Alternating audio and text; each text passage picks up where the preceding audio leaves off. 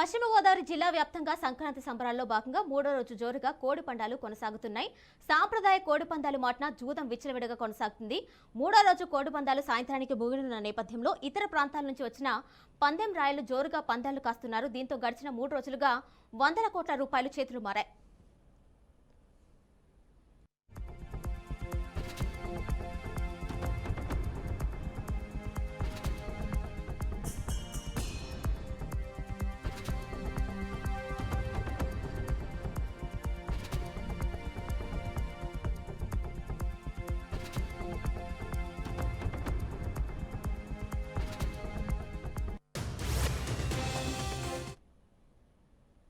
దీనిపై మరింత సమాచారాన్ని పశ్చిమ గోదావరి జిల్లా పాలకొల్లు నుండి మా అమరావతి బ్యూరో చీఫ్ ఏడుకొండలు లైవ్ లో అందిస్తారు.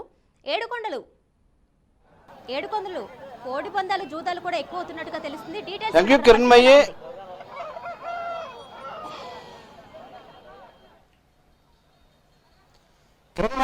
పశ్చిమ గోదావరి జిల్లాలో సంక్రాంతి సంబరాలు అయితే అంబరాన్ని అంటున్నాయి. 3 రోజులుగా జరుగుతున్నటువంటి సంక్రాంతి సంబరాల్లో భాగంగా ముఖ్యంగా పశ్చిమ గోదావరి జిల్లా, తూర్పు గోదావరి జిల్లా, కోనసీమ ప్రాంతాల్లో కోడి పందాలు కూడా జోరుగా సాగుతున్నాయి. అయితే ఈ ఏడాది ఇప్పుడే తాజాగా మనకు అందినటువంటి సమాచారం ప్రకారం 4వ రోజు కూడా కోడి పందాలు నిర్వహిస్తామంటూ కూడా అనౌన్స్ చేస్తున్నటువంటి పరిస్థితి కనిపిస్తుంది. మొత్తం మీద ఇటు ఉభయ గోదావరి జిల్లాలో జరిగేటువంటి ఈ యొక్క సంక్రాంతి సంబరాలంటే యావత్ రాష్ట్రమే కాదు ఇతర రాష్ట్రాల నుంచి కూడా భారీగా తరలి వస్తూ ఉంటారు. అలాగే ఇక్కడ ఏదైతే ఇతర ప్రాంతాల్లో ఉండేటువంటి వారంతా కూడా బంధువులు కూడా తరలి వస్తున్నటువంటి పరిస్థితి కనిపిస్తుంది. ప్రస్తుతానికి మనం చూస్తే ఏదైతే కోడి పందాలు జరుగుతున్నటువంటి ప్రాంతంలో ఉన్నాం. మనం పశ్చిమ గోదావరి జిల్లా పాలకొల్లులో ఇక్కడ ప్రత్యేకమైన టెంటలు ఏర్పాటు చేసి ఇక్కడ కోడి పందాలు నిర్వహిస్తున్నారు. 3 రోజులుగా కూడా కోడి పందాలు నిర్వహిస్తున్నారు. ఇప్పటికే వందలాది కోట్ల రూపాయలు కూడా చేతులు మారినటువంటి పరిస్థితి. ఇటు పశ్చిమ గోదావరి జిల్లా, తూర్పు గోదావరి జిల్లా వ్యాప్తంగా కూడా వేల సంఖ్యలో కూడా ఈ పందెం బర్లను ఏర్పాటు చేసి కోడి పందాలు అయితే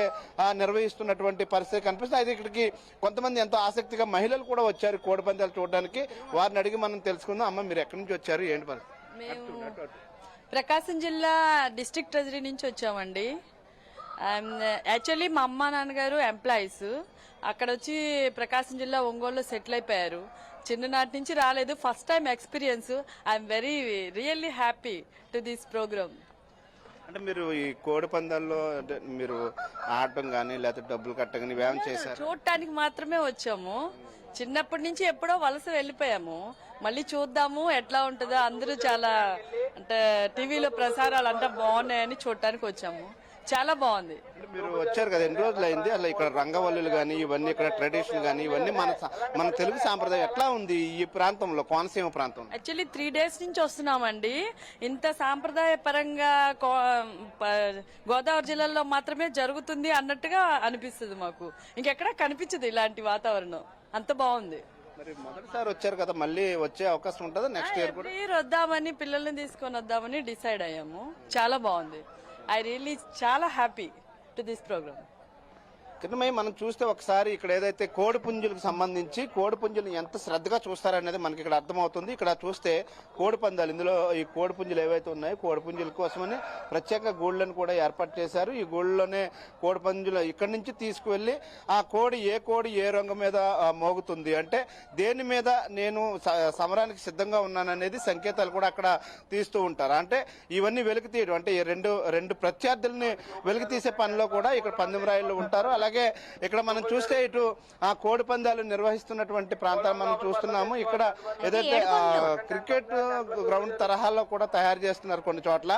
అది ఇప్పుడు మనం చూస్తున్నాం కదా. ఇక్కడ కిరణ్మయ్య, కోడి పందాలు పేరున విచ్చలవిడిగా జోదం అయితే జరుగుతుందని తెలుస్తుంది. అక్కడ అనేక ఆరోపణలు అయితే మనకు వినిపిస్తున్నాయి. అక్కడ ఏమైనా ఉందా అలాంటి సిచ్యువేషన్?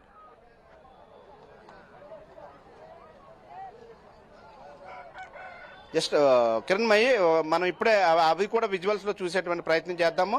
ఇక్కడ ముందుగా కోడి పందాలు నిర్వహిస్తున్నారు కదా, ఈ కోడి పందాల మాటని జరుగుతున్నటువంటి గుండాట్ల వద్ద మనం వెళ్దాము. అయితే కోడి పందాలు అయితే ఇక్కడ రాష్ట్ర వ్యాప్తంగా కూడా ఆ కోడి పందాలు ముఖ్యంగా ఉభయ గోదావరి జిల్లాల్లో కోడి పందాలకు పెట్టింది పేరు. అది కూడా ముఖ్యంగా భీమవరం ప్రాంతం. భీమవరం అంటేనే ఇటు పల్నాటి పౌరుషాన్ని తలదన్నే విధంగా కోళ్లు ఇక్కడ కాలు దూవుతాయనేది నానుడి. అయితే ముఖ్యంగా ఇటు ఉభయ గోదావరి జిల్లాల్లో ప్రత్యేకంగా కోడి పందాలు చెప్పుకుంటే ఇటు భీమవరం, నరసాపురం, పాలకొల్లు, మొగల్తూరు వంటి ప్రాంతాల్లో జరిగేటువంటి కోడి పందాలకు ప్రత్యేకత ఉంది ఇక్కడ. ఎందుకంటే ఇక్కడ లక్షల రూపాయలు పెట్టి కోళ్ల పుంజులు తయారు చేస్తూ ఉంటారు. కొనుగోలులోనే లక్షలు వెచ్చించి కూడా కోళ్ళని కొంటారంటే ఏ స్థాయిలో దాన్ని తయారు చేస్తారనేది మనం చూడవచ్చు. అలాగే ఈ పక్కన మనం చూస్తే ఏదైతే దూర ప్రాంతాల నుంచి వచ్చినటువంటి వారికి విందులు కూడా ఏర్పాటు చేస్తారు. దాంతోపాటు మనం చూస్తే ఈ యొక్క కోడి పందాల మాటలు జరిగేటువంటి గుండాట, పేకాట,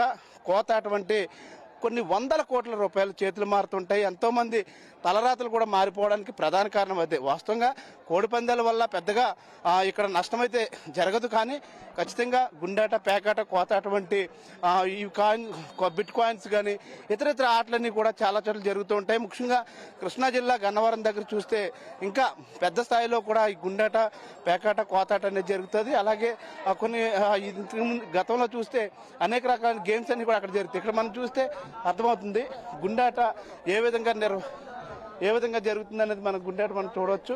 అంటే ఈ యొక్క కోడి పందాల మాట జరిగేటువంటి గుండాట ఏదైతే ఉందో ఈ గుండాటల ద్వారానే మాత్రం ఎంతో మంది తలరాతలు కూడా మారిపోతున్నటువంటి పరిస్థితి. ఇప్పటికే కూడా చాలా మంది ఇల్లు గుల్ల చేసుకున్నటువంటి పరిస్థితి కనిపిస్తుంది.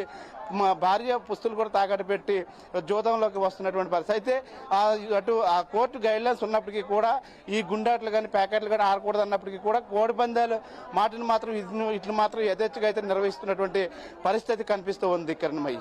Right Yedukondalu, thank you.